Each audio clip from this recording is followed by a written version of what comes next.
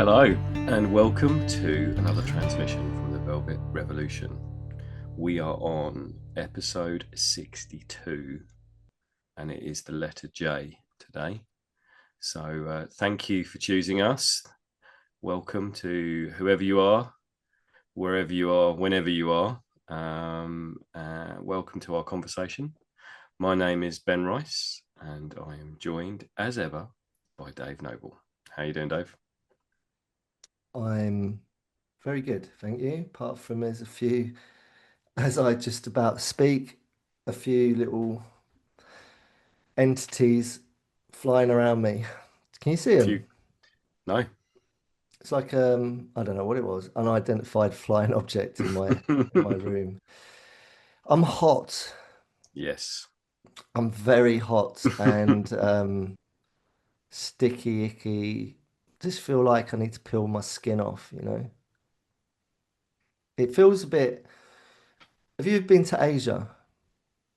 No, no, I Mm, haven't actually. okay. I've done What? North Australia, where I imagine is that a similar heat? Well, I mean, like where you get that real heat that we're getting in the UK at the moment. Mm, It's really sort of just it's notably hot, right? yep. And even in the evenings at night, it's holding the heat. And as soon as you wake up, it's there. It's in your face like a wall of heat, right? Constant. And when you're in warmer climates like Asia or Australia, it's there as well, but it's a kind of different heat, I feel. But I was going to say that the difference is that we don't really get the downpours, the rain Okay. that I feel you get in those sort of places, and it sort of just does something, not just drenches you in water so you feel refreshed, but it kind of changes the atmosphere a little bit. Okay. So it doesn't feel so, it's just a different kind of heat here. Yeah, it It's feels like very a, oppressive. it's like, yeah, it's an inescapable heat.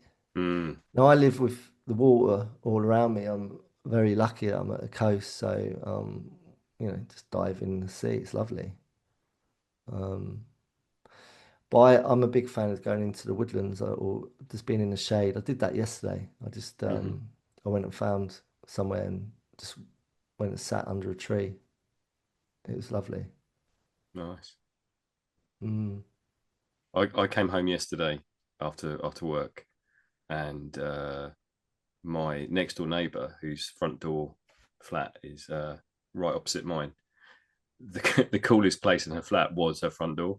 So she was on a beanbag on her laptop in her front door. And it feels a bit, it's like literally, it's not a big corridor. So it's only like a meter apart, our front doors. So I was like, you're okay. And she's like, yeah, it's so hot. I can't work in my flat anymore. So I'm working in the corridor. And I'm like, right, okay. So I feel a bit rude, sort of shutting my front door in your face. But she said, no, no, no, it's fine. It's okay. So That's how she yeah, rolls, man. That's how you yeah, yeah. roll. Cool. Yeah. So it's hot. It's hot. I feel like we need some downpour just Yeah. to sort the atmosphere out a bit. We get a nice breeze here though. We get the Mm-hmm. coastal breeze, especially here on a peninsula. So it's pretty ace. But it is at the moment a warm, hot breeze. Okay. It's like standing at the back of a big jet plane, Right. I think. Not that I've ever done that, but I can imagine. But yeah, aside from being hot, I've had one of the most stressful few days I've had in a long time. Um, and bureaucracy, politics, stuff that you know so well with your Yeah. at your end with when it's other people making decisions about things that affect you that you're trying to do to the best of your ability for the greater good, and it's being cockblocked by some people that couldn't give two fucks about you or the people that you're trying to help. And the irony is that we're in the business of helping people. Mm. Sound familiar? I couldn't possibly comment. So sort your fucking shit out fucking bureaucracy, politics, numpties at the top of the stack, sitting on the fucking board of trustees, snapping your pencils because you didn't meet the bottom line this quarter and you need to fucking make adjustments. And all you're worried about is filling your fucking pockets and your belly with more gold coins. Sort it out. Okay. It feels so good just to, the Japanese um, on that island, and I still can't remember what it's called, with the blue zone. Oh, There, right. Back the there, blue zone thing. Yeah. yeah, there's this lady, right? And she was about, because it's all about people that reach 100. She was about Mhm. 168 or something. I can't remember, but she was past 100. 168. Ian Botham's average batting score, probably. I don't know why I just said that. And blast from the past. I sound like a cricket You buff, don't do. I? We've never ever talked about cricket. It's not a I sport I know particularly. cricket and Ian Botham reminds me, and the only person who also share this with me is my brother. We used to go to my nan and granddad's up in Burton on Trent, and they used to live in the bungalow next to the cricket fields. And memories of that was eating penguins, drinking Mhm. grapefruit squash, eating Weetabix. All at Um, once. yeah, and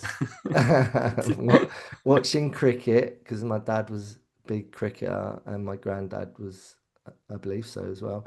Um, and Ian Botham on TV. Okay. Viv Richards. Mm. Do you know what I'm talking about? Yeah, I do. It's a sport that I've just never got on board with. So, No, I mean, I wouldn't say I'm a massive fan, but I just know I've got a head full of it because I watched okay. it, All right? right. Um, why was I saying in both of them? Because What the Ian fuck? Botham's average batting score, according to you, was 168, But why which did is I the say? age of the Japanese lady living on this island in the blue Right, zone. okay, let's get back to that. Right, so so Whoa. I'm impressed with so myself. I remembered all of that. well done, Mr. Rice, well Thanks done. so much. So someone's got to get it back on track. So this Japanese veteran lady, legend, right? Wow, amazing, inspiring. She can live to over 100. Hmm. One of the things she vouches by is she never gets angry. Oh, okay. That's one of her like her golden nuggets, her takeaways is I never get angry. And she said, don't get angry. You know, there's no room for anger. It doesn't serve you. It makes you, it will make you die. Makes you all gnarly. Yeah. So maybe there's something in that. No, I get it because I feel quite I've definitely met anger this week, Mm, and there's been some resentment, ill will towards. Well, I've just checked in with it, yeah. and but I have to get rid of that stuff and disperse it. There's another flying. I can Can, see that one. can you see that one? Yeah, it's bigger. And so, but then I'm like, but if we are holding it, we need to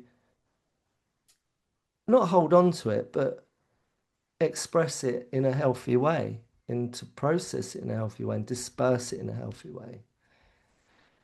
So I don't know. I'm suspicious of anyone that says, not says it, but doesn't claim to ever experience anger because I just can't. Mm, I fail to see that. How anyone listening at home, please drop us a line. Um, you know, comment, write an email, whatever. I haven't said it for a while. Join us at the velvetrevolutionpod.com. Do you think it's possible to not encounter situations where you're affected and anger is not a byproduct? You know, that you're like, yeah, I just don't, I agree. I just don't think it's a necessary thing we need to do. And it's just like, stress and anger is, I mean, it's just not something I want to experience because it's just unnecessary. And I recognize it's bad for you. So I'm just gonna deny it. Hmm. I'm not sure how you can go through your life doing that. No, no. I mean, I know. So I was sitting in a meeting. It's probably about 2, 3 weeks ago now, and I the games people play. So it was a meeting where I felt very uh, resentful. I felt everything was unjust. I felt like I'd just been completely set up, and I was being asked questions about stuff that I was just not prepared for. And my default setting with my rage was just to sit, just to get quieter and quieter and smaller and more sort of seething, I think is probably the best way. And to get out there as quick as possible. The moment that meeting ended, I just got up and walked out. I was just not interested in being anywhere near the people that had caused the Is disruption in the universe. is this work you're talking Yeah, about? yeah. Yeah, yeah, yeah, yeah. Sorry. And I just and on the back of that meeting, one of the people that was in it, that I'm still not sure whether they've got my back or not. Still not sure whether what their agenda is. But they spoke to me and said I needed to be more robust. Said that, when things weren't going my way, rather than shrinking, I needed to sort of, I guess, come out fighting. And then I guess it just doesn't sit very well in my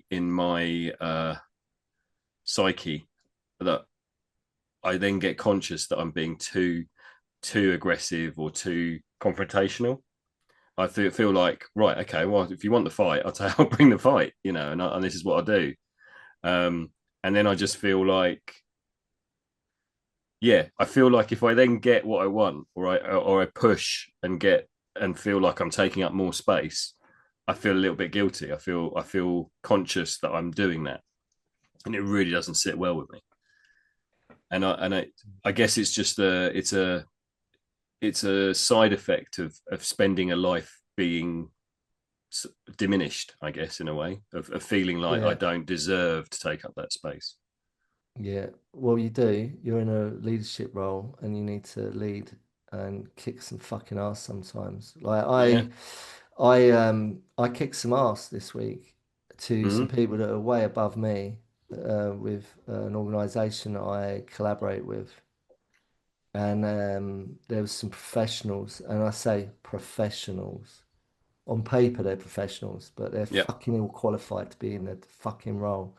Fuck off. You shouldn't be doing it. Just because you got a bit of paper saying you should be doing it doesn't mean you should be fucking doing it. Yeah. Yeah. Where's your integrity? Where's your fucking where's your code of conduct? Where's your moral code of conduct? Where's the right thing out of all this that is the right thing wasn't happening, Hmm. in my opinion, and it is only my opinion. But you've got to take risks. Sometimes you have to take risks.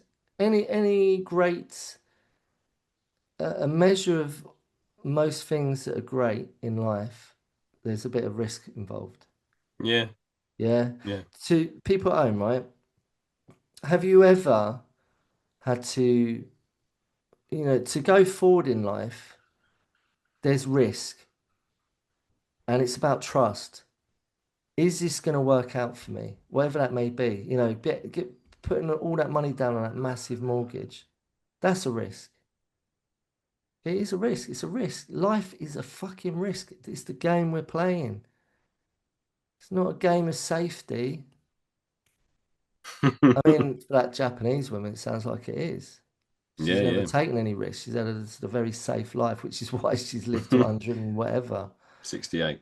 Yeah, but the world I'm in, the way I'm living, and always have done and always will, is that there's risk to push things forward. So, Myself and and life that I live in.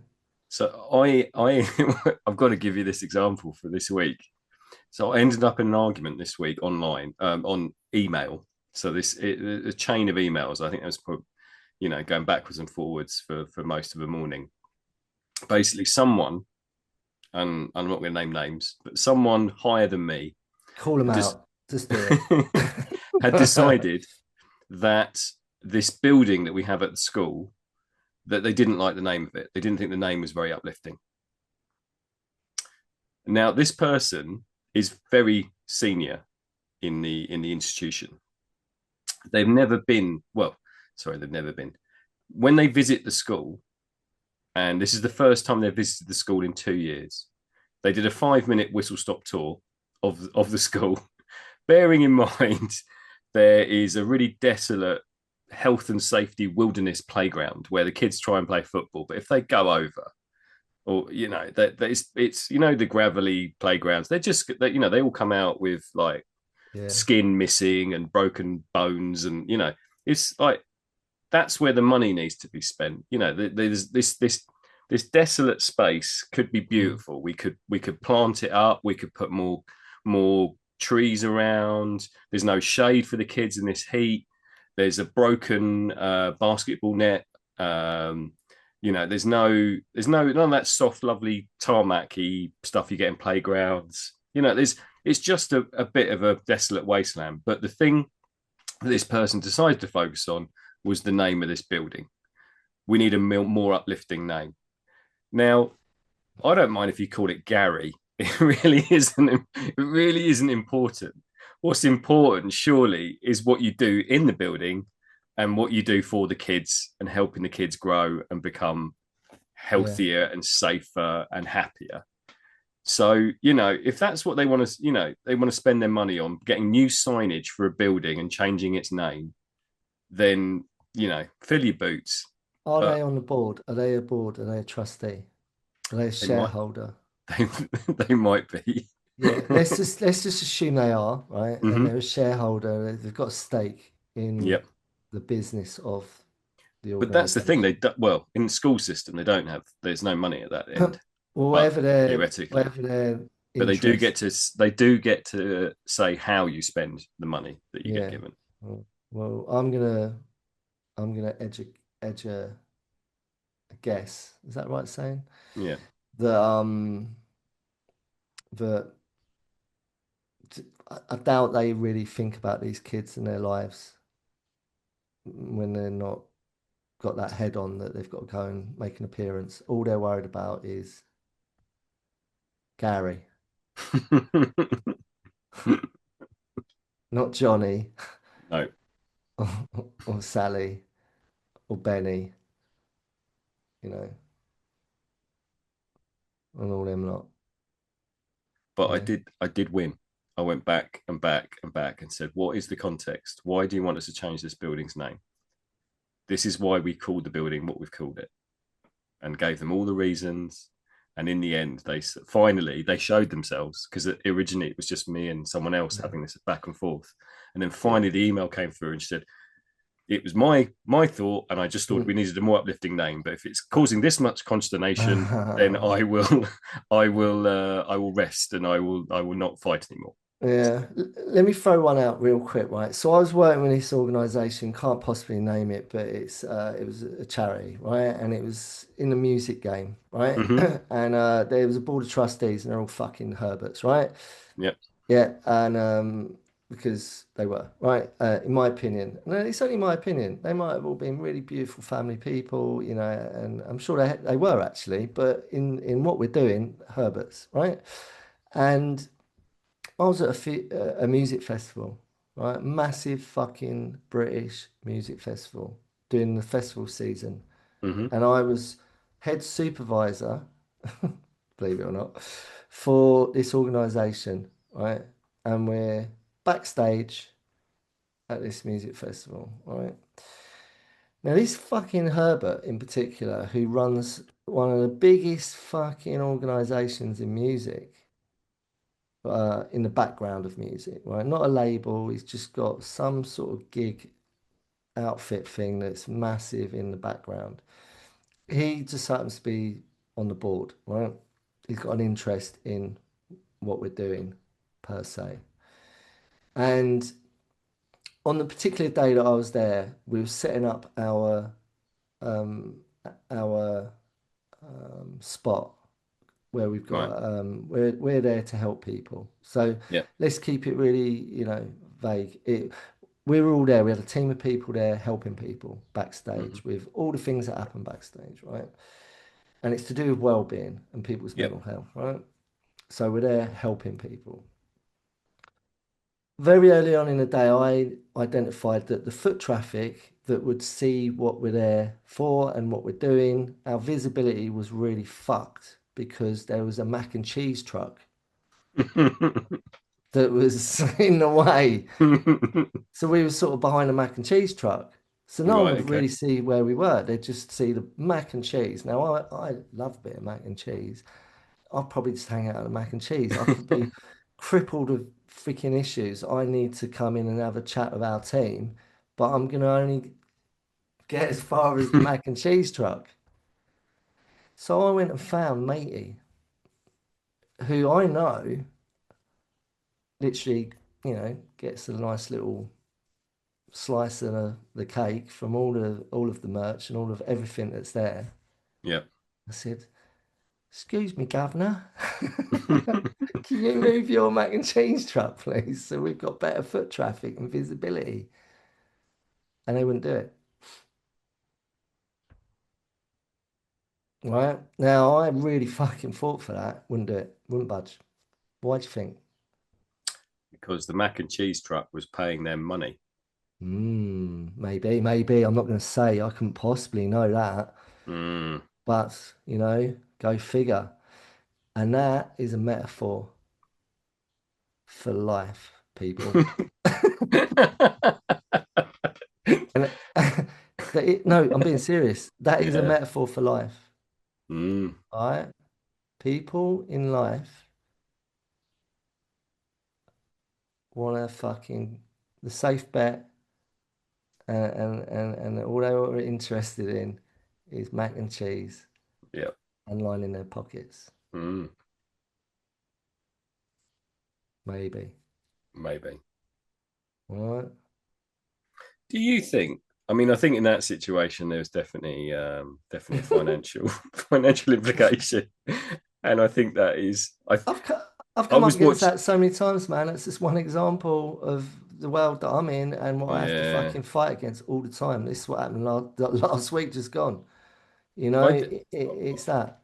I think there's two sort of there's one strand of people who are financially superior, and I think it's all about having more. And there's got to be a point where you get to where it's like I've got enough. I was watching this documentary last night. Gary's economics. What is it with Gary? Don't know what his surname is. No, Maybe that's why his name came that's up. the second time you've said Gary. Yeah, yeah. But he's this guy. Used to be. He was a working class guy. Became a trader. Earned £1 million, and then realised he was, basically selling his soul, and now does all this stuff online about economics and people's wealth and how we should be. But he was interviewing people that were just. I mean, there was this guy. He's got a portfolio of 10 properties in London, which is worth over £100 million. I'm just like, at what point do you have enough? Like, and all of these people, it's all about getting more and investing better, and it's like, if you can't do that, then that's your problem, sort of thing. If you're poor, then tough. Mm. That's your fault. You haven't worked hard enough, and it's like, it's not there's no understanding of like how life might work and how wealth might get passed on and all of this. And I think so. They definitely think there's people out there which is just about greed, and it's just about how much more can I get. And then I think there's a group of people who think they're doing good, Yeah, who feel like, oh, I can make myself feel better because I'm doing this work, but I yeah, don't really understand it. So I'm going to go with what I think from a privileged perspective, yeah, and they get it completely wrong. yeah, So they have all the best intentions in their hearts, but they Hmm. just get it Yeah, so wrong because they yeah. don't understand the people that they're working with.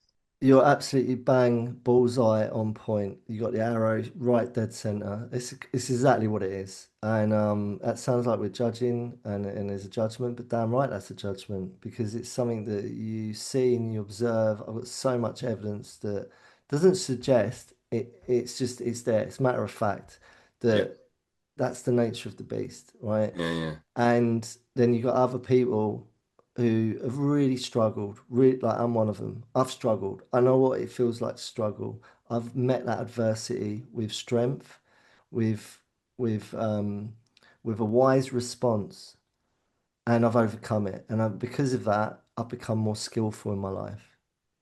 And by its very nature, you spot unskillful, unwise, unethical behavior. Mm, It's just the nature of the beast. It's a fucking Jedi skill. All right. So, and that's where the frustration lies. And what do you do about that? You know, do you go around fucking calling everyone out, calling their bullshit out? They fucking don't like that. they They really don't don't. like it. No. So all you do is you have to focus. You can punch them on the nose, metaphorically speaking, give them a little bitch slap, metaphorically speaking, to prompt them to say, I know what's happening, right? Whether you see it or not, whether you're in delusion, you can't see it and you believe your own bullshit, go crack on. But I see what's going on and I'm not going to focus on it anymore, but I need to say that I can see what's going on. And I'm going to focus on doing the right thing over on my side and try and work with that and find some allies that are going to help me. And it's a battle. And it's one that I've been caught in many times in my career. And this is why I stand out on my own as a lone wolf. I'm a gun for hire on my own and I collaborate with like-minded people because it's fucking hard to find them. And that's the world we live in. And that's Mm. everywhere. Anyone listening, you could be relating to this. This could apply to any fucking pocket of life, man. Whether that's a family syndicate or a business syndicate or a freaking criminal syndicate or a charitable syndicate. You know, it's this is the nature of life, man. Mm. This is it. It's yin and yang. It's good versus evil. You know, so where do we sit in that and how do we respond? And we have to have some skill. We have to navigate it. Because if Yeah, we yeah, do it blindly and we're just going in punching and screaming, look at the internet, it's full of people like that. All yeah. that noise. Look what happens. Nothing happens. You know, divide and conquer. Mm. So we need to take a step back from all that noise and just center ourselves and come from a skillful place. You can't reason with insanity. You can't, because when you try and reason with insanity, they will make you feel like you're the crazy one. And Yeah. you'll probably end up acting like you're the crazy one. And they'll go, see, you're the fucking crazy one. We're not. That's what happens. Yeah, yeah. The No, I agree. system breaks us down so that we get so angry and then we end up killing each other and ourselves. You It's know? almost like we need a revolution. Ooh, yeah. Revolution, man. I watched, and I think we should. Have you done your check-in yet? No. Was that your check-in, do you think? Probably. 'Cause I mean, I watched a good thing as well. But go on, you go first. I watched Glastonbury, the 1971 Glastonbury, which I think was the Right. first one, wasn't it? Got, it sounds pretty early doors. Yeah, and it was brilliant. It's on one of the streaming things that I had. I've just about to delete it. I only had it for a month, so I just rinsed what was on there. It wasn't a lot. And the Glastonbury documentary was one of them. It was a film, 1971, brilliant. Shows them building the pyramid stage at the beginning, and all just like in like flares and just all passing dudes around, and they've all got like long hair with their headbands on, and they're just all getting proper psychedelic vibes, and they're just building the pyramid stage whilst getting fucking baked. And the bands are sort of rigging up, setting up, and it sort of like started jamming out, and people were just having a bit of a. It was just a loose gathering. It looked like just they were just experimenting with like we've got this land, we've got this space, we're going to build a pyramid stage. You see what happens, man. And then all the bike gangs turned up, and they're riding around on the field, and there's people. I spotted a woman with them old school 1970s push chair, buggies, the two wheels with the prams. Yeah. It was like some woman looked like she was in the wrong place. I don't know how she ended up in the field, walking along through the field with one of them, with her kid next to her. It was so random. A couple of guys in suits were walking through the field. It was just so many different random people. It was like they were from the neighbouring village and they'd walked in. So it's sort of going, what's going on here? And it just all unfolds and it documents the whole couple of nights that they did or whatever it was. Or yeah, and you've got to watch it. It's really good. Okay. It was really good, and I've never been to Glastonbury Festival, and I now know I'll never go because Okay. if it was like that, I'd go. But it's not like that. It will No, never be like that never again. because it Never was again. there was enough people there. There was there was a fair few people there, but it looked like just the West Country had gone, Yeah. not the whole of the The whole world. world. Yeah, yeah. And it looked like it was just a little secret that they had at that time, and it just looked so much fun. There's more people naked than there was people with clothes on, all walking around. It was just check it out. It's a great, great piece of work, documentation. Okay. Anyway, that's me. What's going on with you? And then we've really got to get going. um, yeah, lastly for me, I watched a really good documentary called Abandoned, which was on one of the streaming show platforms, and it was about three kids that got left at a train station in Spain, Oh and no. they were little, like the girl was like two, boy, and there were two boys, like a 4-year-old and a 6-year-old, and they Oh, had no idea. And this, oh, you're oh, having a glitch again. Yeah, you're having your first glitch of this one. yeah, Go on, keep going. Keep feeling a going. little bit unstable. Uh, and yeah, these three kids, they had no idea who they were, where they came from, and it was all about them tracing their heritage and where they might, who their parents might be, and what would happen to them. So yeah, really interesting documentary. So that was my. I'm not going to spoil it for anyone as to what the outcome was. And it's set in Spain. Was it subtitles? Yeah, yeah. When you sort of switch show on and it's got the dubbing on, it was Mm. horrible. I can't watch stuff like that. No, so it had some American dubbing for all the voices. Nah, So I not turned it up, put the interested. subtitles on. But yeah, really, really interesting. They still, yeah, they just tracing their lives back, and quite clearly it had been very traumatic. And the two boys knew more than they realized. And as they sort of looked into it, Yeah. they sort of remembered more, and yeah, they got a pretty decent picture of what had happened to them. Mm. But yeah, it wasn't until I think it was the daughter that or the girl that was really pushing for it, and she I think she must have been in her 40s. So Mm. it had taken them that long to sort of process what had happened to them, and it was when she was having kids, that was it. And she was like, right, I would never leave my kids, so I need to know why my parents chose to Mm. leave me at a train station. Yeah, really interesting. I thought it was fascinating exploration of humanity. Reminds me of a story. I can't remember what it's called. It's a well-known film, and it's set in India, I think. And two boys, two brothers from the slums, I think, and then they separate and they go on different paths in their lives, and one becomes quite successful, and the other one not so much. And it ends up in Tasmania. I Yeah, think is it called Lion? that's it. Yeah, And God, I cried, man. And I yeah, remember yeah. watching that around about the time I was doing my childhood trauma therapy. And I remember someone actually recommending me I watch it. to help me Mm. with really opening up my heart and my heart chakra to really in activate the process that I was about to do. So I watched it and it freaking broke me, man. Yeah, yeah. I was He gets crying. lost. I He was gets left on a crying. train, doesn't he? Yeah, I was in bits, man. That really broke Mm. me. I just fucking fell apart watching that, Yeah. which was beautiful. I loved it. Mm. Mm. Yeah, that is a good film. All right then. Right. Should we get Well, on with it? let's do it. Oh, It's your was turn to pick. is it? Yeah. Okay. Right, well, I got them up. Have Let's you? get. Yeah, I have got them up. I wasn't sure if it was mine. So it's J. J. J Uh, for jumping JPEG, Jack. J Peg.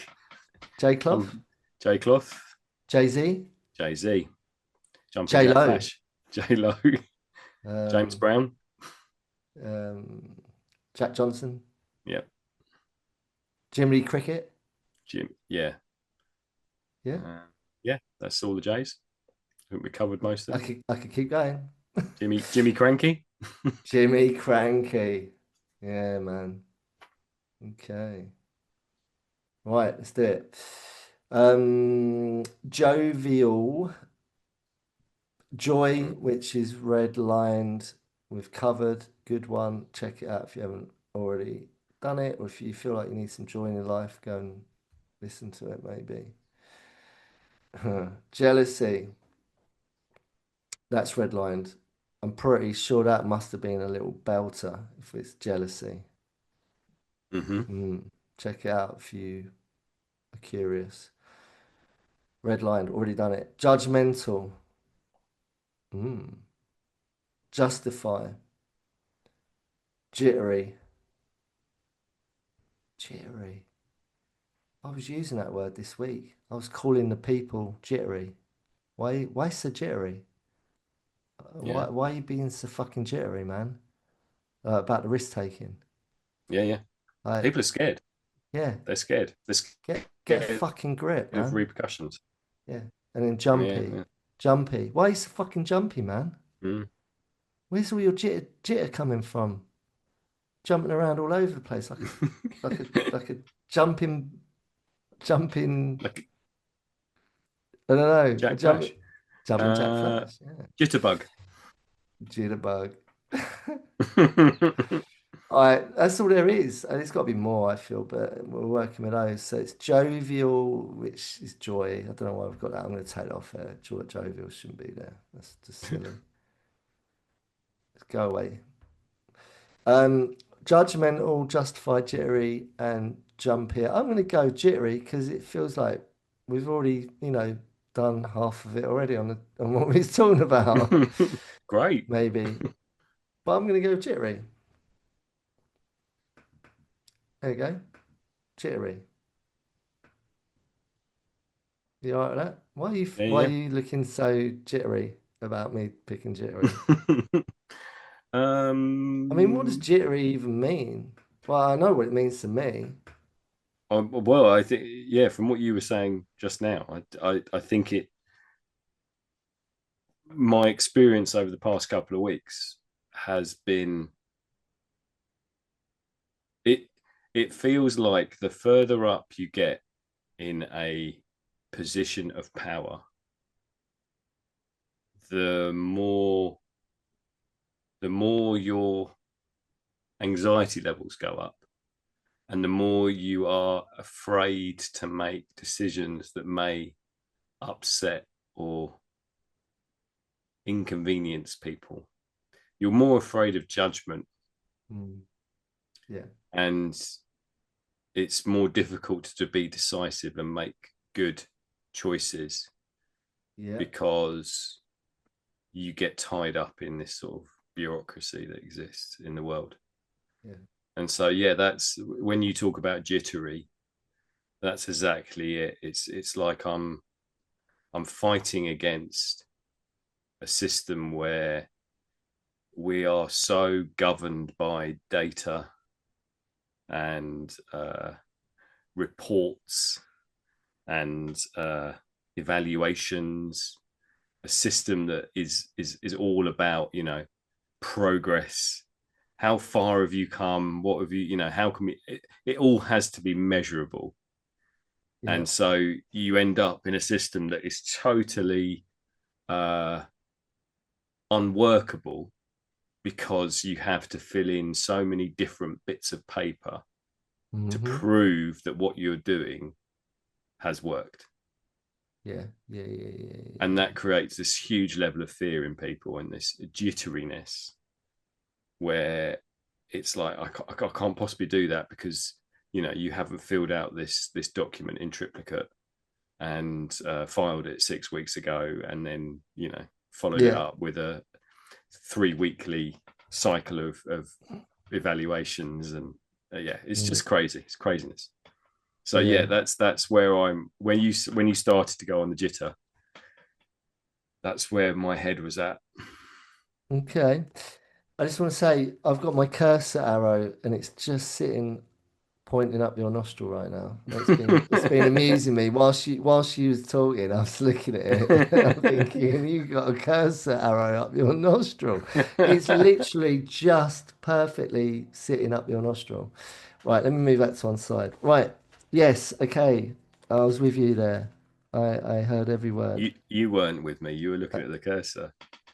I have got some words here, the book of The big words. book. There's some interesting words on the pages that I'm on, right? Some really good ones. Jibe, Mm-hmm. right? Jibe. Um, Jiggle. Jitterbug. Do you know what jitterbug says in the book of words?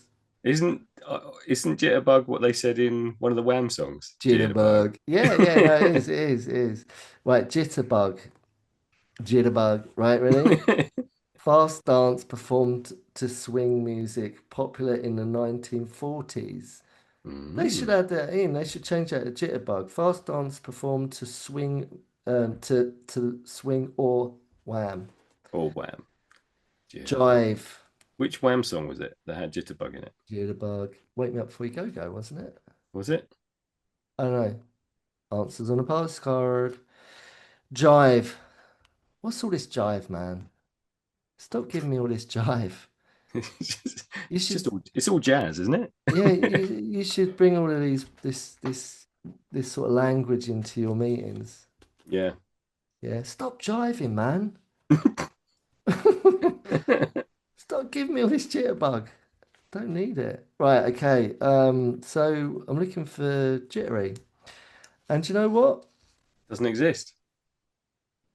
I can't see it. I really can't see it. Oh no, I can. Here it is. It's under jitterbug. Really? Jitters.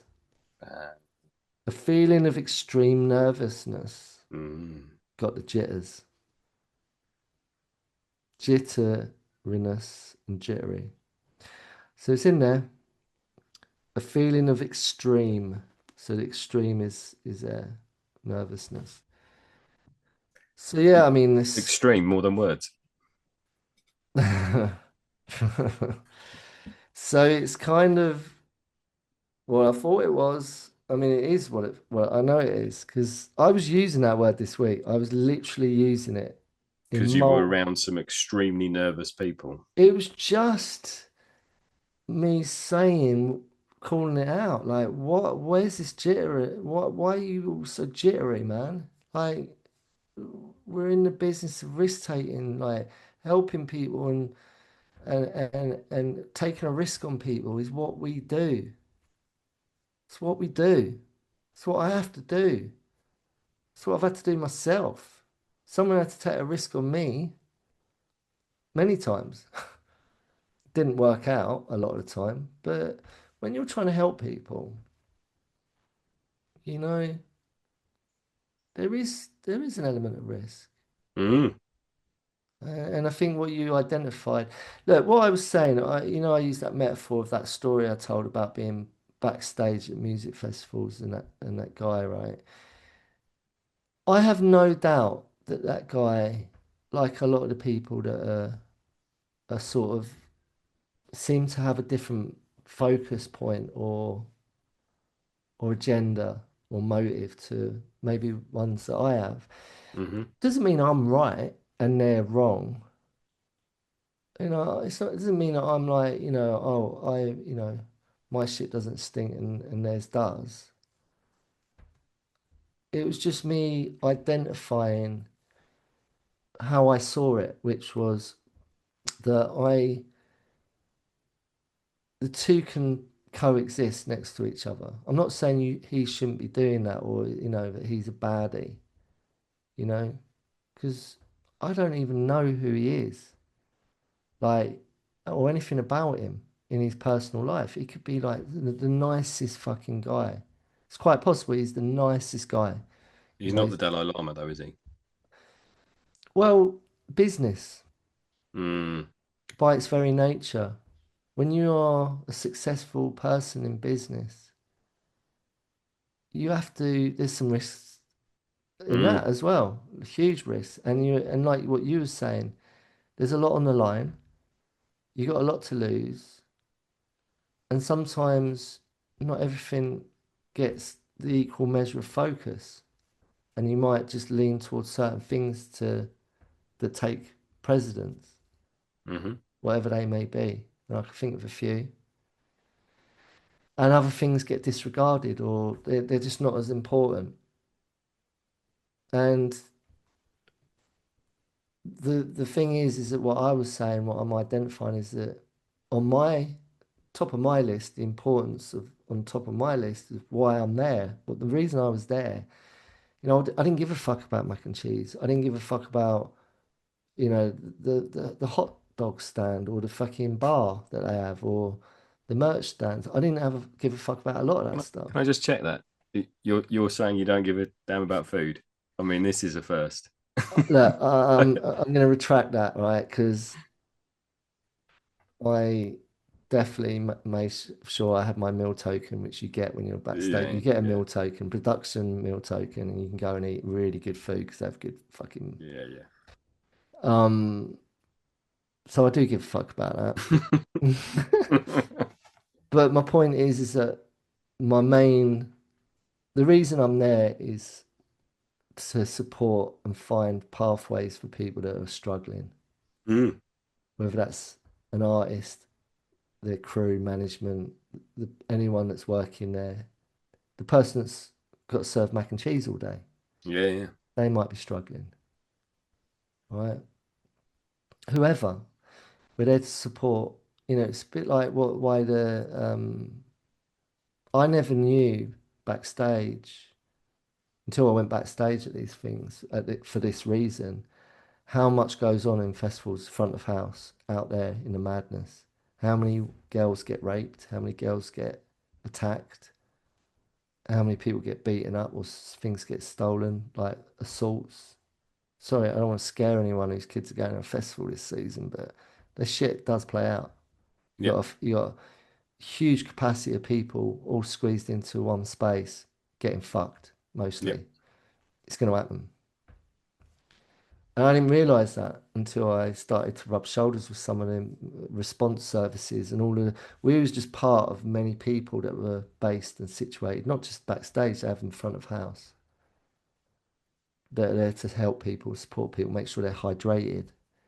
If they're struggling, they can come into it. If they're having a bad experience on some drugs or they've drunk too much, that they can look after them. There's a lot of people that are behind the scenes doing that. And we were there doing part of that. Mm.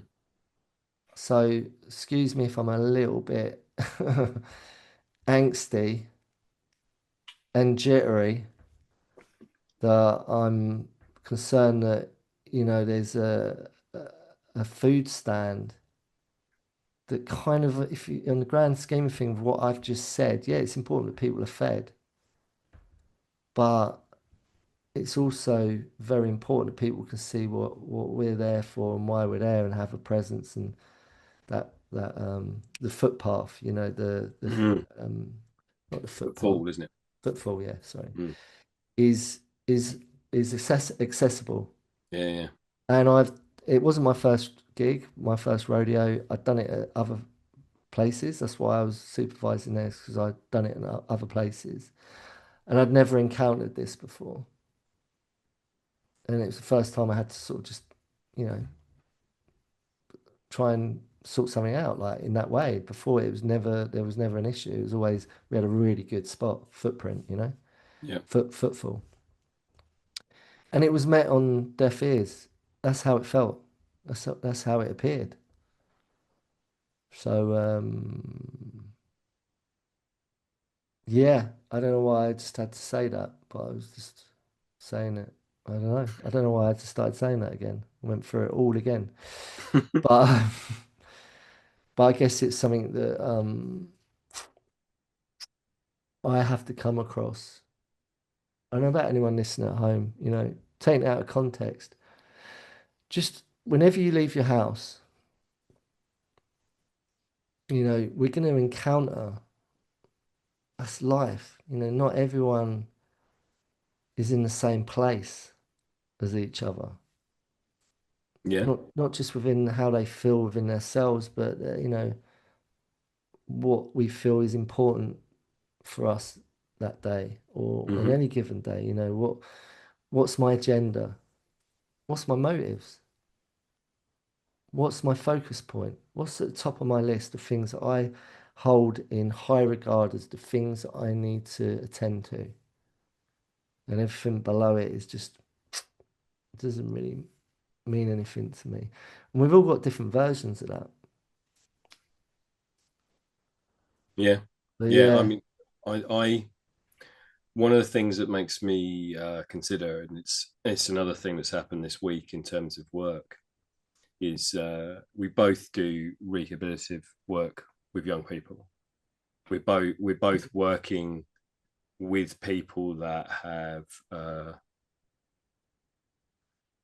um, not given up, but they have poor life choice. They've made poor life choices, or been given poor life choices, and that means that they are then um, caught in a bracket uh, at quite a young age.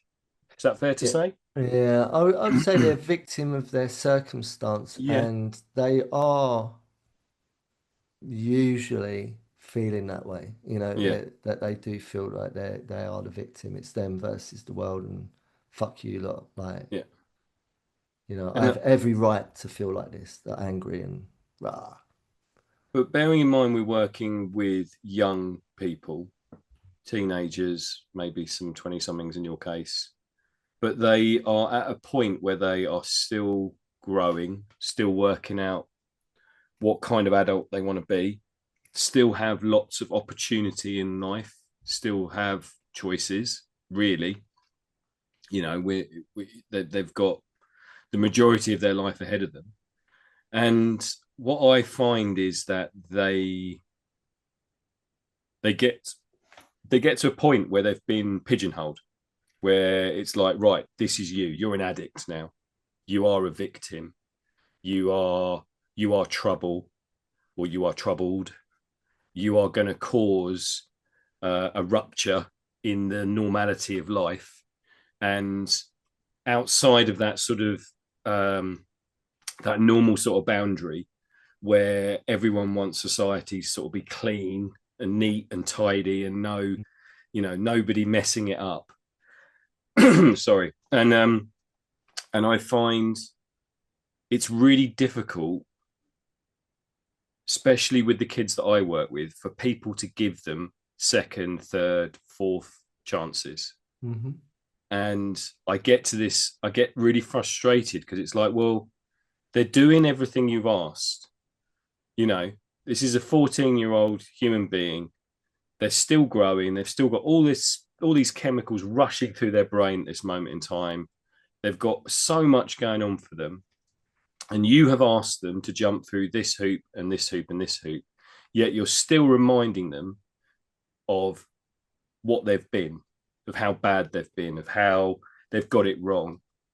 And you're not ready to take the risk to just draw a line and say, right, okay, let's move on. Mm. Let's go again. Yeah, yeah, Here's your second chance. Here's your third chance. And that young person knows. I've worked with one this week, and it's really tough because they've done everything that this school has asked. And this school has made it very clear from the start that they really like this kid. They want them back. You know, they don't want them to be permanently excluded. And as far as this kid is concerned, they've come in every day to us. They've done everything that we've asked. But this school has suddenly started to use language that is negative, that is, well, remember when you did this, remember when this went wrong, and not look at the positives and not go, well, actually, this kid has done everything you've asked. So let's give them another chance. And you can see we're in this meeting. Sorry, I'm and they were getting really jittery. And the language they were using, jitterbug. jitterbug, and this language they were using was just, it was inflammatory. It was like, it was basically saying, you can't change. Remember when you did this. You know, we're not going to forget that you at one point, you know, blew up the school. It's like it, metaphorically speaking. And it's, you know, I just feel, especially with young people, they are allowed to make mistakes. And sometimes they make horrendous mistakes, and they really do need to know that there is an outcome to what they've done. There's a human cost, but they still need to know that that we can move on from that. They can reinvent themselves, and that's part of being human. Yeah. And I work, particularly this week, I've seen a lot of fear, a lot of jitteriness in people when they're just like, they're not able to get beyond the possible worst case scenario. Okay, so what's coming up for me? What's coming up for me is nervousness. So, being jittery, Yep. that extreme nervousness that is apparent in situations from people that are struggling to manage their levels of anxiety and fear. It's all like a big soup, right? So that situation you're in, I'm gonna presume that the people that are getting jittery, right, and not able to hold themselves in a very centered way, because that's what's happening. They're not able to be centered within themselves, because if they were really centered within themselves, they'd be more skillful at managing the fear that comes up from them. They wouldn't really have fear. Like, I work in, as you know, I'm out on the front line, so I'm not working in institutions and facilities like you are. Whether Mm-hmm. it's a school, a learned facility center, prisons, or treatment centers, clinics, rehabilitation centers, psychiatric wards, hospitals, whatever. I'm not working in those. I dip in and out of them, and there's a thread, but I'm out here on the front line. I'm in the trenches, and I'm normally collaborating with the young mavericks and the parents, or whoever is caught in this um, chaos that's on offer, and that's playing out, right? That's perpetuating. And I would not be able to do what I do if I was not centered within myself. Basically, fear does not exist for me. Now, Yeah. I've got skater brain, right? Which means, and you speak to any skateboarder. I've spoken about this before. There's a part of the process of skateboarding, but by the very nature, you're very good at processing and managing and compartmentalizing fear association to risk, right? So you can do what you do, right? And I kind of have that on my motorbike actually. It's pretty cool. So it's not like I'm going around like with a death wish, getting into stupid, precarious situations, because I'm not. It's like there is risk evaluation real time. So as you're going along, you're just seeing, and I use this. It all crosses over into my working life, Yep. into my life in general. So whenever I wake up, I'm able to be very centered within myself. I'm very strong within myself, centered, strong, right? Skillful, present, right? And what comes with that is the fear falls away. So when you've got a family that's like on meltdown, like literally falling apart, the family system is broken and they don't know what to do. And then I enter the scene, and then the young Maverick is like, just a mess, right? An absolute mess. Drug addictions, just chaotic, unmanageability, just deluded, problematic behavior, consequences to it, all sorts of bother. I'm able to orchestrate a sense of navigation for everyone Yep. to make sure that the people that are falling apart around this can just I have to manage them, Yep. and I have to lead and guide the young maverick to the promised land, Hmm. wherever that may be. And I've got a long list of evidence that what I'm doing is effective. Not all the time, because sometimes it doesn't work out for whatever reason. There's so many factors, but a lot of the time I'm able to do it. And fear doesn't even enter my mind because I have this absolute belief and knowing that it'll be okay. Yeah. That this young maverick who is completely destructive, self-sabotaging, literally, to use a metaphor, they've got a grenade in their hand and they're threatening to pull the pin out. That's how it Hmm. feels to families. I'm going to pull the fucking pin out. I will. I'll do it. And I'm not going to throw it. And I'm going to blow myself and all you lot up with it. That's how it feels for families. Yep. Yep. And I have no fear over that. I'm like, give me the fucking hand grenade, dude. Just give me the hand grenade. So the people that you're talking about don't have that. They don't have it No. because of what's going on. They don't have it. And I would say that to them if I came if I was in the meeting, I'd say you don't have it. You're not qualified. On paper you are, but you're not qualified to be working with these sort of people. Yep. Right? And it's the same for me with what I'm doing, with what I checked in with. On paper you're qualified, but you're not qualified to fucking deal with this shit. If you Yep. can't hold yourself and relinquish the fear and not have it, because like some people will say, but you need fear. And it's like, yeah, no, you're right. You do need fear, but you've got to be centered within it so you don't really think about the fear. Yeah. Yeah. Of course, fear's there, but you know it's there, but you don't, it's not, fear doesn't have a place in the success of turning people's lives around. Because No. if it did, that's the problem is the fear. The fear is what keeps people stuck. Yep. For the young maverick, for the families, and for the people that are trying to fucking support them and help them. If fear is there, it ain't happening. No. It makes me think of it's you've made me think of Crocodile Dundee. And you've made me think of I've been watching this thing with Colin Farrell in on where he plays this like it's like a film noir detective type thing, but it's set in modern day.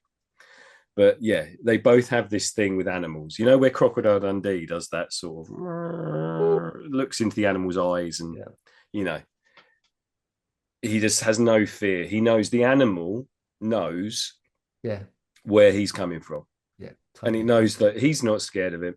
So Yeah, it's like, right, okay, well, I'm just gonna we're gonna be on the same level. That's fine. yeah, yeah, yeah, And yeah, he can go into any situation, and and he's that first the first film is the first one where he's walking around New York, and he's just walking into situations where most people be absolutely terrified That's because not a knife. yeah, That's not a this is a knife, bro. knife. It's like I can just one up you all the time. It's like I know I have absolute belief in myself. Yeah, I am that's what absolutely it is. centered, so I can go into any situation. I can be myself, Yeah, and I know I'm going to come out okay the other side. yeah. And there are so many times I know working in the environment I work in, if you are scared, if you are fearful, if you are jittery, then these young people will pick up on it. These young Yeah. people, whether they know it or not, because of the situations that they have lived through, because of the lives they have, because they are on constant high alert, Yeah. because they're never quite sure where the Mhm. risk is coming from. Their level of empathy and understanding of human emotion is so wired deep into They're their tapped in. psyches. They're dialed in, man. They can They pick up on it. absolutely know.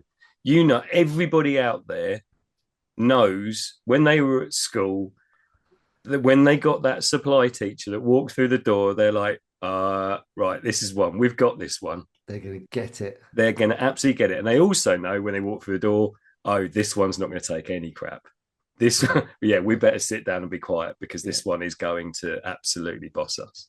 Yeah. And Yeah. it's that intuitive understanding of how that human being is going to perform in front of you. If you show that you aren't centered, that you are fearful, that you are jittery, that you Yeah. don't, you're not in control, Yeah. then you won't be. Exactly And that.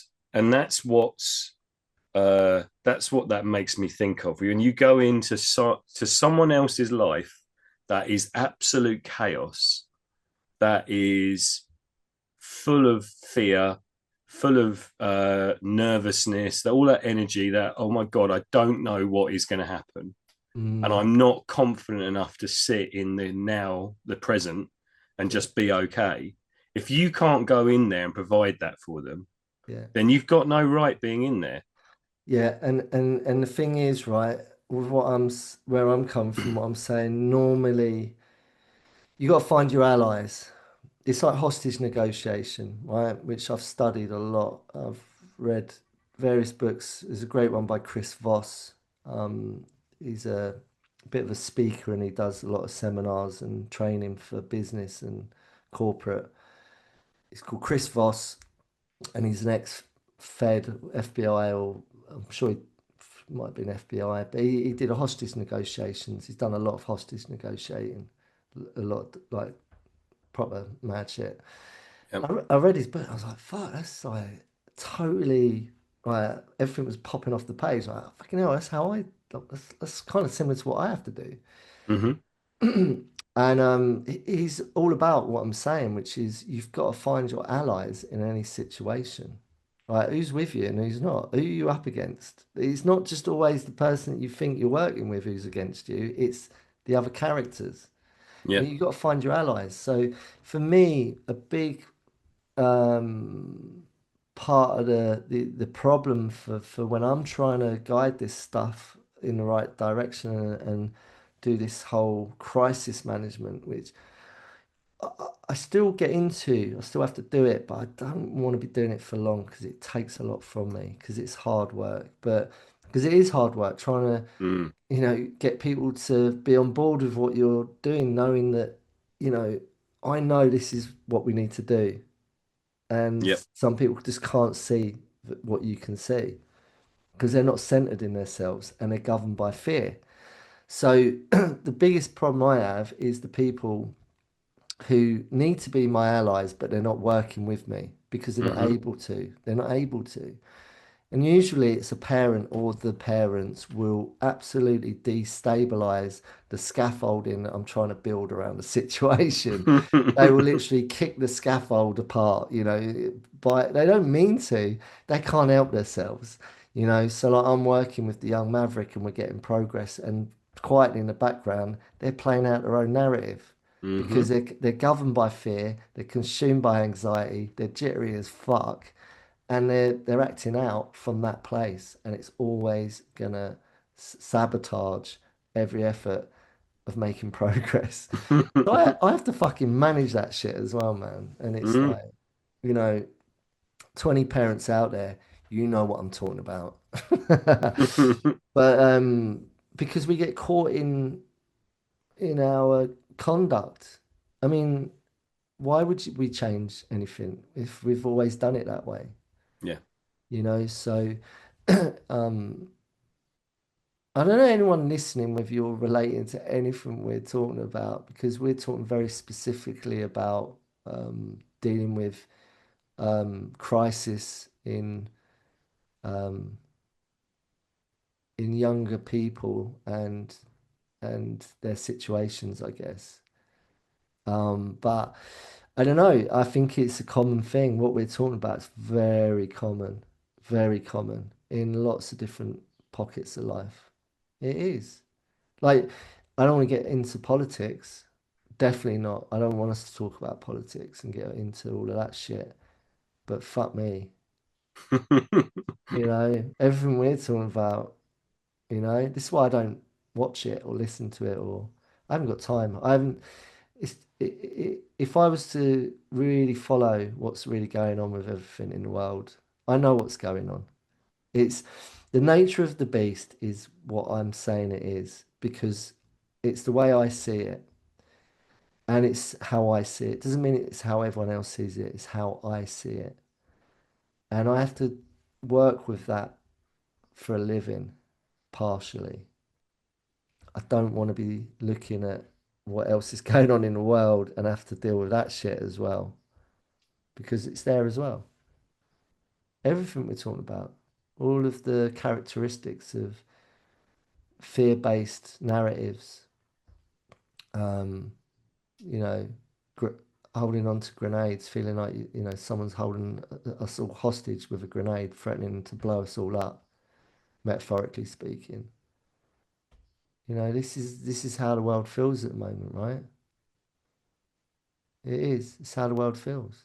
I Mm. mean, at the moment, football, there's a football tournament on, World Cup. And anyone listening at home to this, by the time this comes out, will have either just lost to Norway and been booted out of the World Cup, or you'll be listening to this, we might have just won the semi-final. See, I do know a little bit about football. Yeah. I just don't Yeah. follow it or give a fuck about it. I'm not passionate about it. But Not as passionate as you are about Ian Botham. to be an England fan, isn't Jittery part of the package? I think that Or is or an Arsenal fan even? I think it's part of any sport is that you've got to take the highs with the lows sort of thing. And I Mm. think I think that's part of it is the energy you get when the release you get when it all works and you win. But yeah, the anxiety that sits there when you're like not sure what's going to happen, not sure what the outcome is, and it's Yeah, going it's, back it's in. it's not being able to see the unknown, and Yeah, you don't trust. You have no faith. I think yeah, being jittery, you've got no faith yeah. If you've got in complete, yourself yeah, or others. and there's certain like at this by the time the season had finished, or the past few seasons, in the way that if I talk within the football analogy, Arsenal had become one of those teams where you're like, well, we're going to win. I had absolute faith and trust. When when What when was that? over the past few seasons, Arsenal Oh, 95, 98% of the time will win because really? because they've become that good. Oh, I So didn't know you're that. like when they did lose, it was like the biggest catastrophe ever because it's like, oh my god, that's it, it's the end of the world. But really, if you looked at the bigger picture, Arsenal have won more games than anyone else in the past 3 seasons. So we are the most consistent, the strongest team out there. And so if you have that faith in the system, if you have that faith in, yeah, on the whole, I'm going to win. If I'm going to get it right more times than I'm going to get it wrong, then you have a certain amount of trust. Mm. And I feel like you said, in terms of how we live our lives and how we go about our day to day, if we're fearful that we're going to get it wrong, then we end up in that sort of the negative spiral of going the other way. Mm. and going, right, well, yeah, I've got it wrong last time, so there's a high chance I might get it wrong again this time, and then Yeah. so on and so on. And it's that the level of fear builds up because you're like, well, I'm not in control. I'm not skillful at doing this.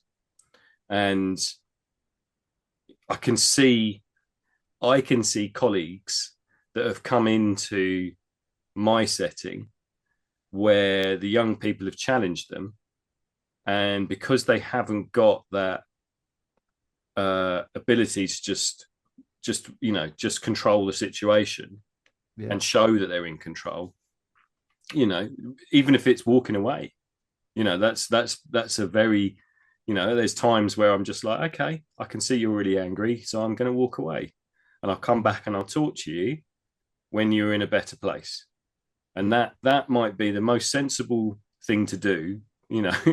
9 times out of 10 with some of our young people, it's like, okay, you just go and blow off some steam, and I'll come back, and when you are more regulated, we can have a conversation. But if Is I'm going to that try and build that conversation whilst you're angry, whilst you're scared and jittery and fearful and whatever it is, or full of shame, full of guilt, I'm just going to make it worse. yeah, yeah. I like what you said, blast some steam. That's Yeah. it's quite a cool thing to say. Just go and blast some steam, man. Don't give me all that jive. Just go and blast some steam. We'll do the jitterbug. We've suddenly turned into 1940s hipsters. Yeah, love it. Yeah, I mean, bring it down, because we're going with the extreme, because Yeah. it says it in the big book of words, isn't it? Extreme nervousness, extreme levels, high levels of, because I think an apt word is catastrophic. It's like people tend to, from what I've observed, and because I know this well myself, and I can do this if I allow myself to. I could easily get caught in this, and I used to be like this all the time. Is that catastrophic thinking of like, it's like there could be one minute thing that we have that is suggesting that there might be a certain outcome, Yeah. and it'll go from that to it's just all going to be a horror show. It's Yeah. like in a split second, the brain can, it's the neurotic part of the brain, um, which will have a warped sense of rationality over a situation. And that's where that's being centered within yourself and catching it and being present enough to just know, with reason, with right mind, with a rational mind, just to go, no, it's okay, we've not gone there yet. That's not happening. Maybe it could happen, but we don't need to put any focus or energy into that, because if we do, it's gonna realize. Mm. It's that as we think, so we become. Whatever I think is probable it will become, if I'm always putting all that focus and energy into thinking something, then of course it's probably gonna materialize. It's more Yeah. likely to. We can manifest it. Yeah. Yeah, so as we think, so we become. Yes, you can change. I believe you. I believe you, right? I believe you and I trust in you. I always say that to the young mavericks. Even when parents are suspicious, and, I get a long freaking trilogy email with a trilogy documentation. It's like a dissertation saying all the points of what is wrong with them and what needs to change. And I'm like, I scan it and bin it. It's like, I don't work with that. I work with what's possible, which is, I believe you. I believe you're going to change. I can see your future and it's beautiful. You just need to catch up with the dream that I see. That's where I'm working. That's the frequency of where I'm at with it. And that's how someone helped me. And look where I am. So we just have to hold a space to support people's dreams, to allow them to dream big and to show them. every reason why it's possible, even when they doubt themselves that it isn't. Yeah. And that's what a good mentor, good role model, a good Sensei, teacher, coach. a sensei, coach, good parent would provide that support, that nurturing, and to be able to hold themselves, no matter how jittery or fearful they are. Got to get rid of that. It doesn't Yeah. serve. Like, I am a byproduct of other people's fears and nervousness and anxiety and traumas and, you know, things that were projected onto me from day dot till I learned that, oh, that's not mine, get rid of that. That's not mine, get rid of that. You know, people in our lives, whether it's, society, just our environment shapes us, it molds us. We're sponges, man, and we take on all of these different narratives and feelings and thoughts and ideologies, and we're conditioned until we're not, until we learn to actually reprogram and recondition ourselves and to remove all of the false blueprints that have been put on us Yeah, yeah. that aren't I, ours. yeah. Was it Dr. Pepper that did that load of commercials where it's like, what's the worst that could happen? And then it just this sort of this whole like disaster plays out from getting a can of Dr. Pepper. I don't But know. it is, I just feel that's, we live very much in a society at the moment that has been conditioned by fear. Yeah, it's You fear know that based. Of course it is. we've talked about this book before, but the anxiety generation Mm-hmm. that Jonathan Haidt wrote a couple of years back now. But it's, the first part of it isn't the smartphone. The smartphone came out in 2028 or 2010. That's when it really started to hit. 2004, 28, 24, wasn't it? 2008, I thought it was when they really started to. Oh, okay, yeah. There's, I think it's 2008 or 2010 when they really started to hit teenagers and kids. Okay. So there's that part of it. You live in a world of judgment, of constant, expectations have got to be, your life isn't as good as Sandra's or as good as Gary's. Let's bring Gary back into it. But Gary. Who's Gary, Gary? was he the snail? He was SpongeBob's snail. But it was, the first part of it was that parents became more fearful. Parents became more scared that their children were going to get, taken, Kidnapped. kidnapped, dragged off the streets, murdered by some horrible child abuser. It's, we created a society where kids stopped being allowed to go out to play. Then we gave them access to The world. every The whole paedophile in the world. world on a Yeah. tiny little screen. Yeah. But it's like, we've talked about this before. When we were kids, we used to get on our bikes and we used to disappear for the whole day. Sometimes we'd pop back because we were hungry or thirsty, but on the whole, we would disappear and we would be in the woods, we'd be, in the fields. I mean, there's a couple of kids at school. There's a couple of kids at school that have got into this whole thing about finding disused buildings and going and climbing up them and And videoing it. and videoing it. Yeah, yeah. Now, I know as a kid I did that, but I didn't video it, and I didn't, but I put myself at risk because that's kind of what you do. And Yeah. obviously, the worst case scenario is that a child gets really badly injured or dies. I get that, but that is a really small minority if you look Yeah. at sort of fatality rates and all of that. The bottom line is we can't wrap our kids up in cotton wool. We've Yeah. got to let them go and experience the world. We've got to let them go and take risks. Yeah. And I know there were times that I would have put myself in God knows what kind of danger because I wasn't aware of it, and because I was a kid, and because I was just hanging out with my mates. Yeah. You know, Yeah. it's just, that's what you did.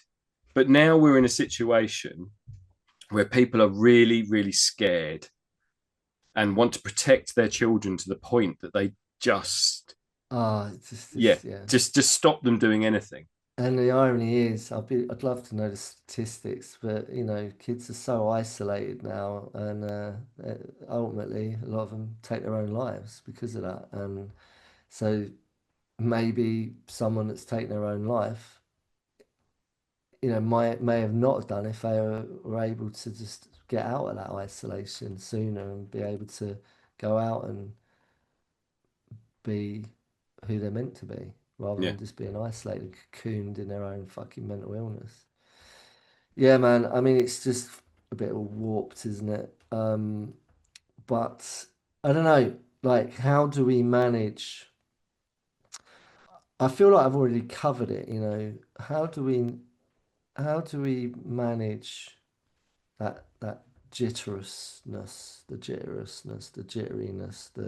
jitters, the nervousness, the fear, the you know, it's a lack of faith in ourselves and the situation and life, isn't it? To have such nervousness. Is there a healthy nervousness? Is it rational? Can we have that? Does it serve a purpose? Is it just by its very nature, just being alive today is, you know, we're going to be jittery just by being alive today in this modern world that we live. You know, I've made a decision. I was toying with the idea of getting some sort of the gram for myself and for stuff. It ain't happening. Never. Never. It ain't happening. I don't know. I fell into that madness of contemplating it. It ain't happening. I'm not doing it. No chance. No way.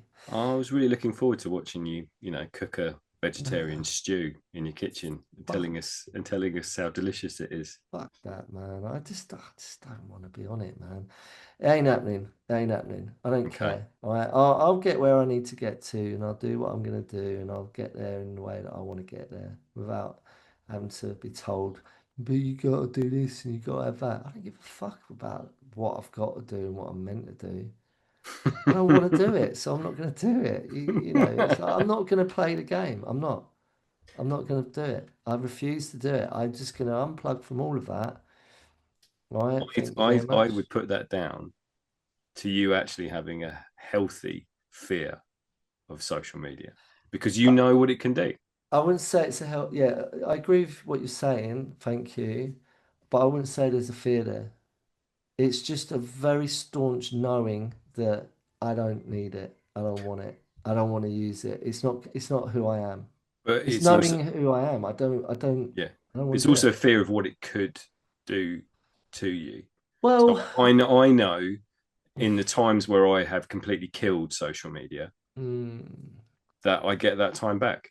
yeah, So I in a way I am fearful yeah. of Instagram because I know I'll lose an hour of my day. I've got better things to do in my life than to look at that shit and to do it and to do stuff and go, oh, I've got to do a post because I need to do a post so everyone knows I'm relevant. And it's like, I don't give a fuck about all that bullshit. And my genuine wish is it all just fucking someone pulls the plug on it all and all social media just fucks off. And we can all just get back to how we used to live. Now, I'm not a dinosaur in the sense that I'm not down with a bit of You're a evolution. Jittosaurus. Ah, Gyrosaurus. I love that. I'm a Jittosaurus. I like that. Yeah. It's a great little thing. Jittosaurus, yeah. A Nervosaurus. So, extreminous Nervosaurus. But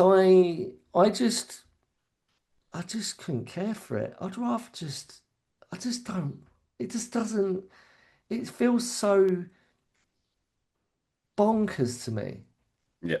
that are so caught up in it and that and look, if it brings you joy and it's changing your life and you've got a beautiful life because of it, it's great and I'm all for that. But to me, from who I am and how I am, I find it very bonkers that I'm meant to have it. It's like I'm never destined. Me and the gram has no. I have no destiny, no future with the gram. It ain't Nice. happening. It's just not happening. So I just like to stick with my lane and what works for me and my well-being and my Hmm. life, and that's that. Crack on for everyone else. It's like leave me alone, and I'll leave you alone. I just want a quiet life, man. Anyway, yeah. So this week has proven to me that I feel very done in. Actually, I feel quite drained from just talking to too many people and having too many screen encounters as it is, man. To add to that, God Almighty. So I've been cutting a lot of hair actually lately. Have you? Yeah, I'm pollinating down here. I did 4 cuts last week. Wow. Yeah, 4 cuts, man. Still got it. I'm still very, very skilled hair artist, and I have a love for it, a passion that I once it was my all, and it was what I was doing. And then my side hustle is now my main hustle, which is, in this space that I find myself in, I have been in for many years. And there was a point where I just sort of didn't do any styling or any cutting. And I just dusted off the blades. And it's since I've been down here, I've just like put it out there, just planted the seed, we cut the people. Like, oh yeah, yeah, I'll cut hair. They're like, what? Really? I'm like, yeah, used to do it. Like big time. And so I've started to pollinate, and yeah, it's growing. And I'll tell you Mm. what, people at home, it's okay to have a couple of gigs in your life, man. You don't have to have the one thing in your life, you know. I'm starting to do like I'm starting to have this sort of like feeling that yeah, this is like I'm having a second coming with it. Okay. Yeah, not where it would become my main hustle, my all, but it's just like it's a really nice balance to, the work that I have to do with helping people, and then the therapeutic process of still making people feel, you know, empowered, and it's a lovely process, and I love it because I'm working my hands and it's creative and I can be in flow. It's a flow state that I get in. I I love was going to it. say, do you Oh, switch off? I love it. It's meditation, man. It's Mm. just there's a stillness to it. I think there's a real danger in the work that both you and I do is that we end up because we are v- very good at being in stressful situations. Ability to stay calm, but I think part of that is that sponge like quality of just soaking up everyone else's fear, everyone else's stress, and just taking it and going, yeah, we can put that to one side and we can carry on and we can do this, get onto the things we really need to get onto. Mm. But I also then feel that there has to be a way of getting rid of that stress from ourselves that we have, so I totally get that idea of working with your hands in a way that you Yeah. said the flow state where you're not really thinking, you are thinking, but it's intuitive, isn't I love it. And I love having a motorbike because no one can bother me when I'm on my bike. it? My phone's on silent, it's in my saddlebag, and I'm Listen just to music when you're on your bike. no, Okay. no, no, no, no, no. No, no, no, no, Do no. people listen to music on their Yeah, bikes? yeah, yeah, yeah. Okay. Why the fuck do I want to? I need to know what's going on around me. I need to hear the Yeah, wind. yeah. I need to hear traffic. I'm present. It's like when I go walking, I need to feel my environment as I'm cruising through it. Now, I love being on that bike because it is throttle therapy. You're in flow state, your senses are on high alert, and you're very present, and it's meditation. And you do feel when you're doing bends and corners and the lanes, and it's like you're flying. It's so beautiful. There's a weightlessness to it. Oh God, it's just so amazing. And no one can bother me. Whereas when I'm in my car, you get incoming calls. I feel like when I do get my car back and I'm using my car, when I want to use my car, I feel like I'm just gonna put that drive mode on so no one can bother me. And I just love the fact I've not got maps, so I haven't got to look at. There's no distractions. I'm just really present, doing what I'm meant to be doing, and I love it. And it's the same when I'm cutting hair. It's a really beautiful feeling. And when I'm doing the other stuff, everyone else's jitterbugs and everyone else's jive, everyone else's jive that they bring to me, all that fear and just other all that people's, all that jazz. yeah, all that jazz. I've got methods to cutting chords, energetic cutting chords, So it's a practice that I've been doing for a long time, since I've been doing this work, where energetically people will attach to you, like vampires, they'll put their fangs into you. And we've got to find ways to remove that stuff. Otherwise, we're carrying it, we're sleeping with it, we're lying with it. Even in our resting moments, we're holding it. Mm. So energetically, there's practices where you can cut the cords, literally cut the cords, like literally.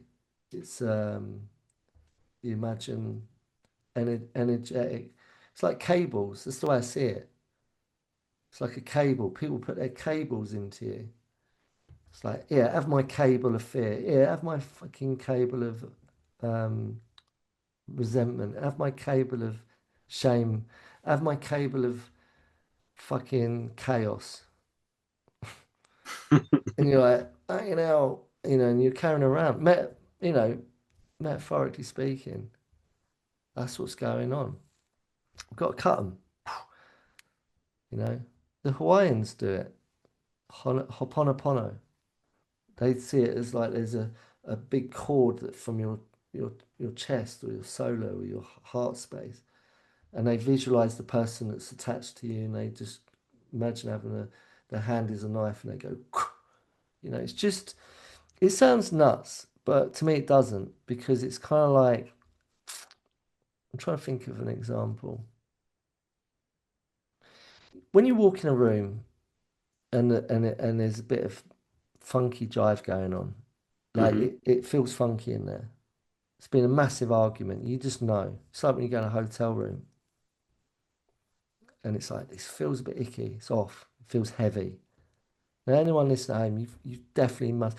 You've got to have felt this in your lifetime, where it just feels a bit icky. Like when you have when you have conflict with someone, and you have there's and you feel yourself quite agitated, or there's distress, you feel taut. It's that feeling. When you feel like that, you can feel like that when you just walk into a space and you know that something's happened. And there's ways of just removing that. Sounds a bit airy fairy, but I know what I'm talking about. It for me, and it works. So I think it's really important that when you recognize that you feel like that, to how do we disperse that energy, that icky feeling? How do we Mm. get rid of it? How do we get rid of it? There are ways. Another thing I do is to shake. I literally do the jitterbug. Shake. I do the jitterbug. I literally shake. I've had to do it. As soon as I recognize that I'm holding all this tension in my shoulders, my head, just my whole being is feeling like I'm holding stuff. I shake. I literally shake it off. Like I literally look like a madman. I don't give a fuck. I'm shaking. Literally, my body. I just shake. Just fucking shake it off. And it breaks up. It's what animals do. Mm. So what are we doing to get rid of all the jitters? You Yeah. know, we've got to find ways of when my work gets intense, that's what I'm doing. I'm doing that stuff. I'm cutting my cords. My energetic cords. My attachments. I'm cutting them literally. I visualize that I've got cords and I'm cutting them. Like, and it makes me feel relieved when I do it. So whether you think I'm mad or not, I don't care because it makes me feel actually like, there's like a severance. And it's a really good thing to do for me. So that's why I do it. And I shake, shake, shake, shake. Yeah. And laughter. I've got to find laughter, man. If I'm not laughter loosens you up. It helps you drop your shoulders. It helps you relax. And then all the basic stuff, you know, what am I putting in my body? Am I just masking how I feel, all the jittery stuff? Am I just using stuff to cope, to endure? You know, am I cracking open a 4 pack of special strong lager of an evening or opening up another box of wine to regulate the jitterbug that I feel? Because I've done that one. I know that one. And there's so many different things you can do to regulate and to give you a sense that it's helping. And it may help to begin with, but for me, it stops working. That's what I think. And that's why a lot of young people smoke the old doobs, man, because they're self medicating. They've like done a self-diagnostic of like, oh yeah, yeah, it takes the edge out of my life, you know. I'm like, yeah, no, I know it does. Yeah, it's great, isn't it? It really does calm. It's calm, isn't it? Everything's calm, right? Yeah, yeah, bro, it's calm. Yeah, cuz, yeah, bro, it's calm, calm. Yeah, it is. To begin with, it's calm. And then you go a bit fucking psychotic. Yep. And it kicks you in your ass a Hmm. bit later down the line. Yeah, yeah. But I can see why people do that. I did it too, you know. Um, it's what we all do, innit? Not all of us. Yeah, we all do it. Do you do it at home? Do you medicate on your jitters? Who knows? No, you're right. Not everyone. Some people just have a healthy response. Yeah, yeah, maybe. Do you reckon we got it? I think so. I think so. I think we've gone around the houses. I think we've got to a point where we've explored I feel like that was areas. quite a freaking serious, heavy one for me. Well, I don't know if Yeah, that's just where I'm still feeling the because residue from this week. yeah, residual. Because we're talking about, I'm still processing what my week's Mm. been. So I feel like to anyone listening, if it's come across as a bit heavy and that, go and Go, do the jitterbug. go and take your shoes off, walk through the fields, Ground, get yeah. ground yourself, have a good shake, have a That's good what, laugh. yeah, that's what I did yesterday. Right, I rode my bike to this country estate. I'll take you there when you come down. It's beautiful. Thanks. On the Park the back of your bike, bike. yeah, no. I parked the bike up and I got all my bike gear off, switched into so I was barefoot and I just walked the grounds and I walked the lawns barefoot and I found this beautiful big tree and I actually climbed onto one of the massive chunky branches and sat on there. Nice.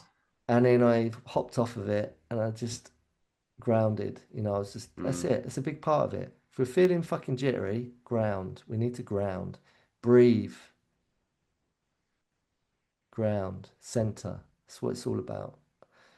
I feel like we should have covered that a lot more than just the little bit that we put in there, but that's a huge part of it. If we're jittery, we're not grounded. If we're jittery, we're not centered. If we're jittery, we're not breathing properly.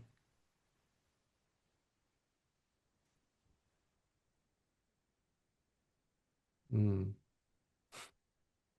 Yeah? Okay. Yeah. No, I was just checking my breath. Yeah. I know. Yeah. All right. Okay. I feel like that's all we've got for today then. So until next week, have fun. How Next was week it? there'll be it. It Have was a good good time all of the all the time. time. There'll All be right then. a new recording format next week. So Yeah. new recording surroundings. So we'll see how it goes. So stay tuned. Oh, okay then. Mm. All right, man. Take it easy. Take it easy. Have a good one. Thank you. See you later. Bye.